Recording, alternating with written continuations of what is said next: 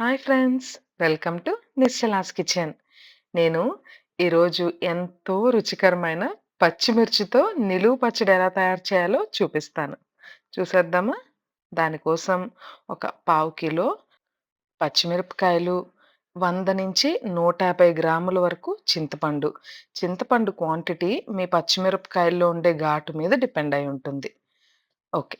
ఇప్పుడు ఈ చింతపండుని వేడి వేడి నీటిలో నానబెట్టి ఉంచుకోవాలి. ఇది ఫస్ట్ స్టెప్.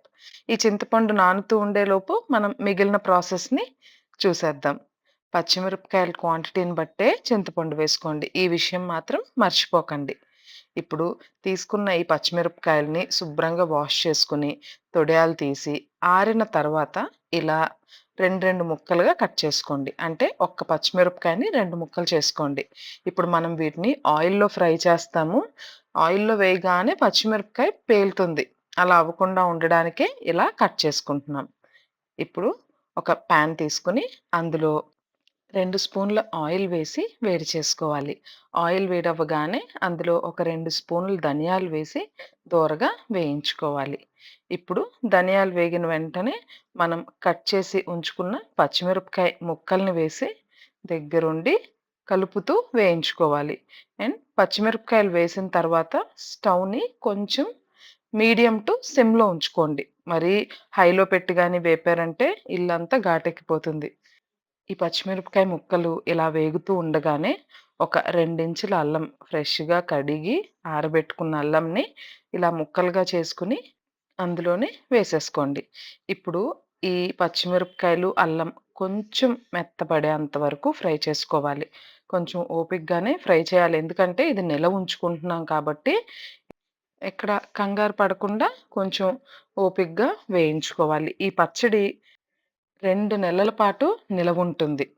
అండ్ ఈ ఒక్క పచ్చడి ఇంట్లో ఉంటే ఇడ్లీలోకి, దోసలోకి, వేడి వేడి అన్నంలో కొంచెం నెయ్యేసుకొని తిన్నా కూడా అద్దరిపోతుంది.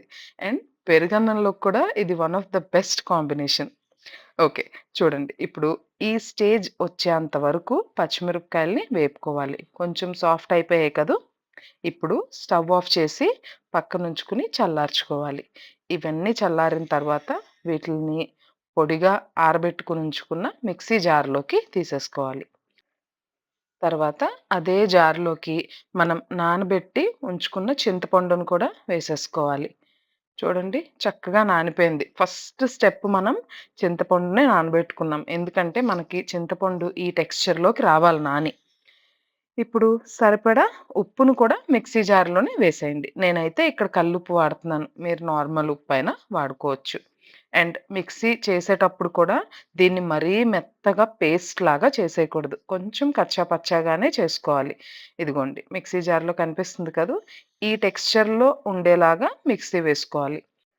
ఆగండి. ఆగండి. ఏంటి అప్పుడే పచ్చడి అయిపోయింది అనుకుంటున్నారా? లేదు. దీనికి ఇంకొక కొసమెరుపు కూడా ఉంది. పచ్చడికి పోపు కూడా పెట్టుకోవాలి. ఇప్పుడు అదే పాన్ తీసుకొని అందులో 4 టేబుల్ స్పూన్‌ల నూనె వేసుకోవాలి. స్టార్టింగ్‌లో మనం కొంచెం ఆయిలే వేసాం కదా! ఇప్పుడు మాత్రం కొంచెం దండిగానే వేయండి. 4 టేబుల్ స్పూన్‌ల నూనె వేసి నూనె వేడయ్యాక అందులో ఆవాలు, 4 ఎండుమిర్చి వేసి చిటపటమన్న తర్వాత అందులో పచ్చిశనగపప్పు, మినపప్పును కూడా వేసి దోరగా వేపుకోవాలి. ఇప్పుడు ఇవన్నీ కొంచెం కలర్ చేంజ్ అయ్యి వేగిన తర్వాత ఇందులోకి మనం గ్రైండ్ చేసి ఉంచుకున్న పచ్చిమిర్చి పేస్ట్‌ని వేసుకోవాలి. చూడండి ఎక్కడ పోపుని మాడనివ్వకుండా కొంచెం దగ్గరుండి దోరగా వచ్చే వరకు ఫ్రై చేసుకుంటే అవి పంటికి తగిలినప్పుడు బావుంటాయి.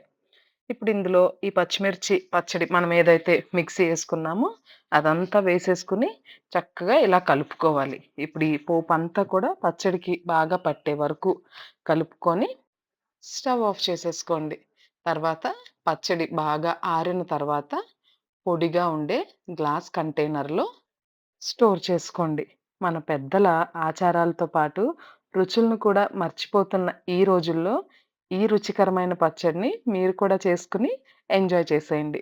తప్పకుండా ట్రై చేసి మీకు గాని రుచి నచ్చినట్లయితే మీ ఫ్రెండ్స్ అండ్ ఫ్యామిలీ మెంబర్స్‌తో కూడా షేర్ చేసుకోండి. అండ్ ఇంకా ఛానెల్‌ని ఎవరన్నా సబ్స్క్రైబ్ చేయకుండా చూస్తున్నట్లయితే సబ్స్క్రైబ్ చేసేయండి. Thanks for watching Nischala's kitchen. Bye everyone.